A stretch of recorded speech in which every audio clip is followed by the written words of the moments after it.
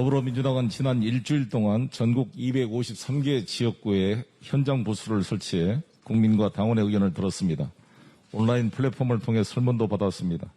저도 직접 국민과 당원을 만나 의견을 직접 들었습니다. 저는 오늘 지난 일주일 동안 경청한 결과를 말씀드리고자 이 자리에 섰습니다. 국민 여러분, 당원 동지 여러분, 우리는 지난 4월 7일 서울 부산시장 선거에서 국민의 매서운 심판을 받았습니다. 무능한 개혁과 내로남불을 지적했습니다. 그래서 저는 반성과 변화를 강조했습니다. 민주당 이름만 빼고 모든 것을 바꾸자는 슬로건으로 변화를 내세워 지난 5월 2일 송영길 당대표 체제가 출범하게 되었습니다. 저는 지난 전당대회에서 특정 계파와 지원 없는 송영길의 당선은 우리 민주당이 아직 기회가 평등하고 과정이 공정하고 결과가 정의롭다는 희망이 살아있는 증거가 될 것이라고 감히 외쳤습니다. 이러한 저희 호소에 민주당 대의원 당원들께서 화답해 주셨기 때문에 당선될 수 있었습니다. 무거운 책임감과 사명감을 느낍니다. 민주당은 변화되어야 합니다. 다시 국민의 신뢰를 회복해야 합니다. 신뢰가 없이 국가가 바로 설 수 없습니다. 무신분립입니다. 정치는 자기가 하고 싶은 이야기를 하는 것이 아니라 국민이 하고 싶은 말을 대변하는 것이라고 합니다. 그런데 우리는 우리가 중요하다는 것에 골몰하여 민심과 멀어진 것이 아닌가 돌이켜보게 됩니다. 그래서 저는 당선되자마자 초선, 재선, 3선 의원 간담회, 상임 고문 간담회, 청년 간담회 등을 통해서 당내 소통을 강화하고 현장 소통을 하며 민심을 듣기 위해 노력했습니다. 더불어민주당은 지난 5월 25일부터 6월 1일까지 일주일 동안 국민소통 민심경청 프로그램을 통해 전국 253개 지역구에서 민심을 수렴했습니다. 그 수렴된 내용을 종합해서 말씀드리겠습니다. 국민과 당원께서 주신 모든 여론의 중심은 부동산 문제와 백신 문제였습니다. 부동산과 백신 문제를 최우선에 두고 당과 정부가 지난 한 달 동안 노력해 온 것에 대해 긍정적인 평가도 있었습니다. 역사적인 한미 정상회담의 성과에 대한 긍정적 평가와 기대가 컸습니다.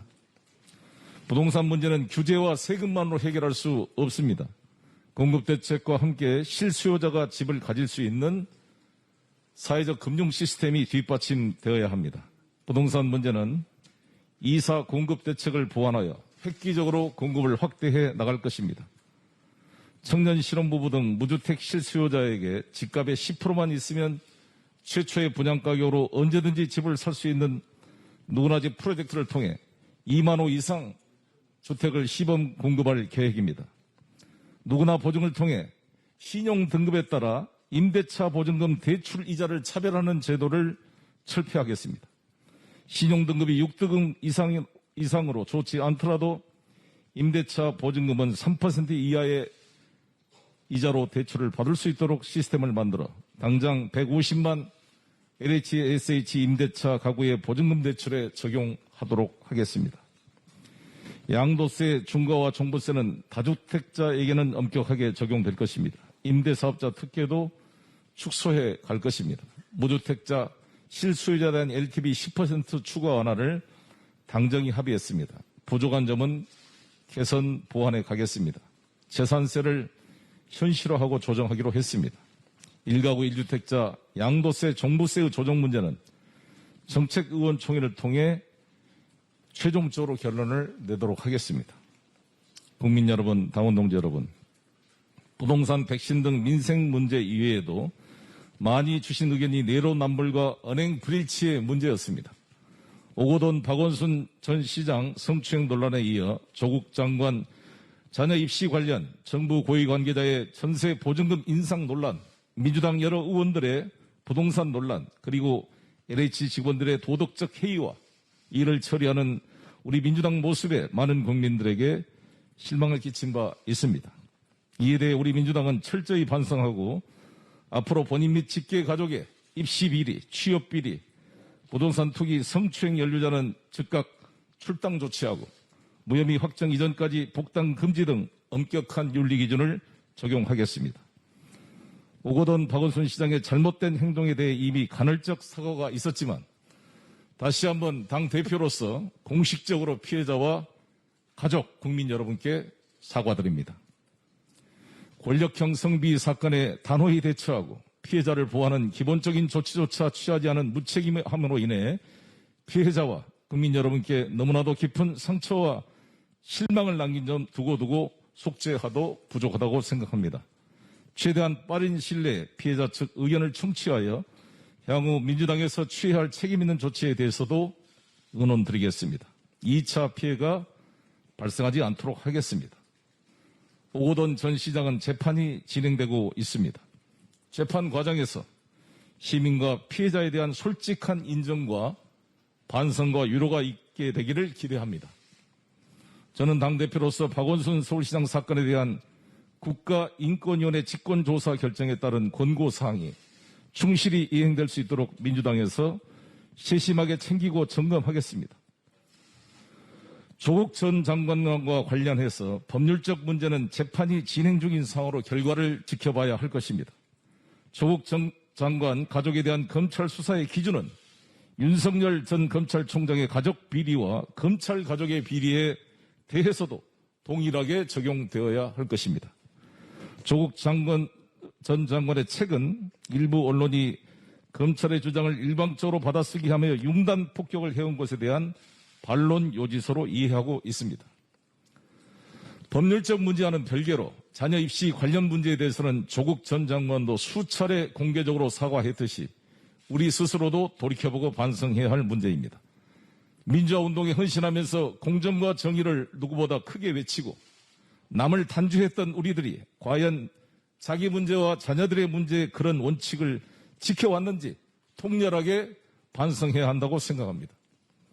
좋은 대학 나와 좋은 지위 인맥으로 서로 인턴시켜주고 품앗이 하듯 스펙 쌓기 해주는 것은 딱히 법률에 저촉되지 않는다 하더라도 그런 시스템에 접근조차 할 수 없는 수많은 청년들에게 좌절과 실망을 주는 일이었습니다. 민주당은 국민과 청년들의 상처받은 마음을 헤아리지 못했던 점을 다시 한번 사과드립니다. 기회가 평등하고 과정이 공정하고 결과가 정의로운 나라가 되도록 공정과 정의의 가치를 바로 세워나가겠습니다.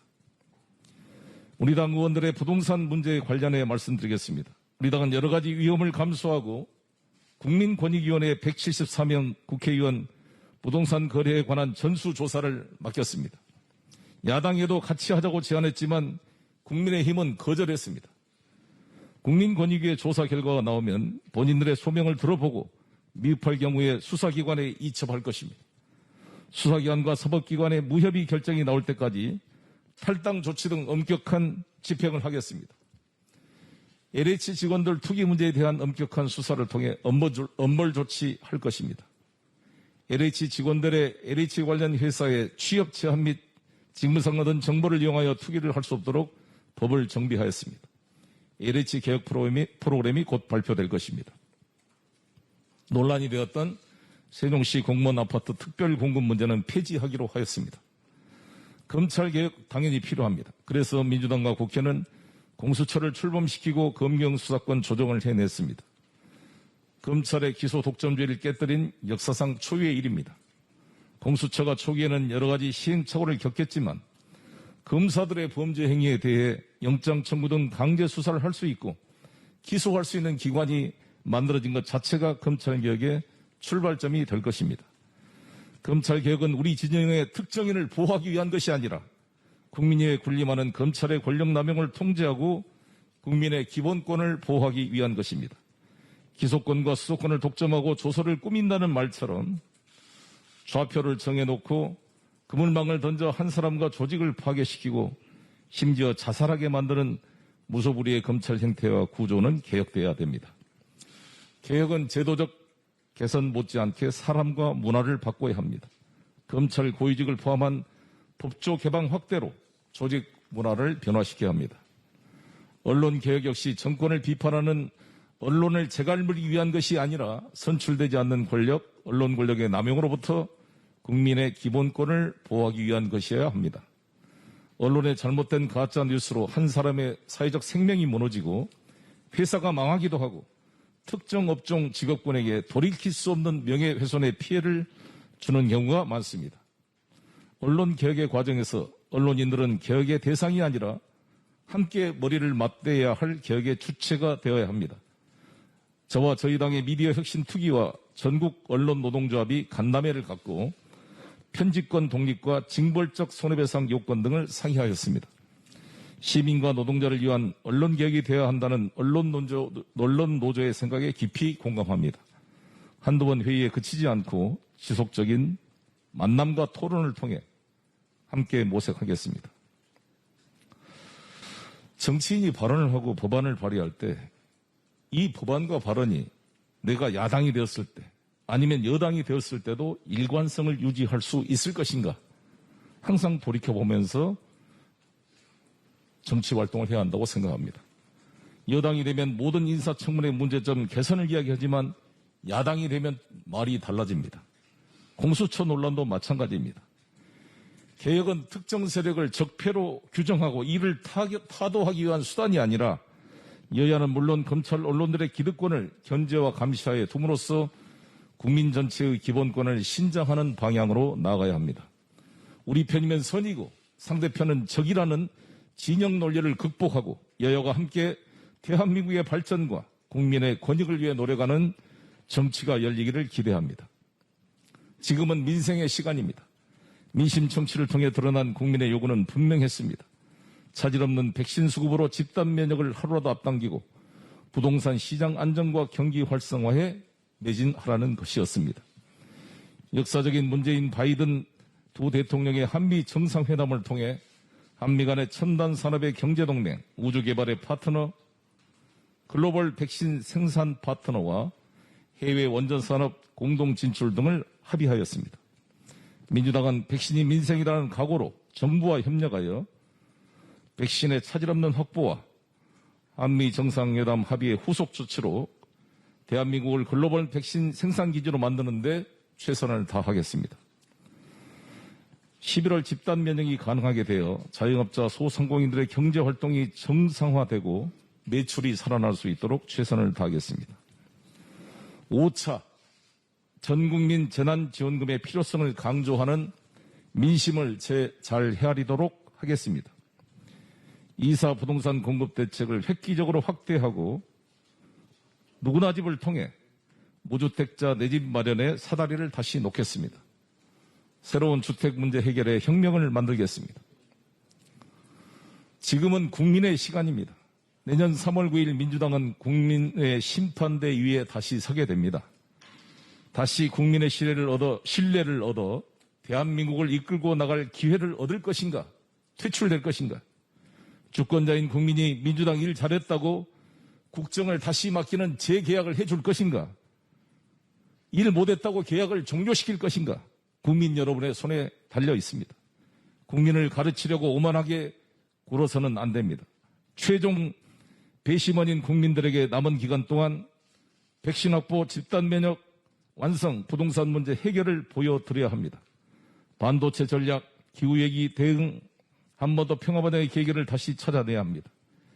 민주당이 유능한 개혁의 성과와 내로남불의 극복, 언응일치를 보여주는 증거 자료를 많이 제출해야 합니다. 3월 9일 최종 평결을 내릴 주권자 국민 여러분의 신뢰를 다시 얻기 위하여 민주당은 최선을 다하겠습니다. 감사합니다.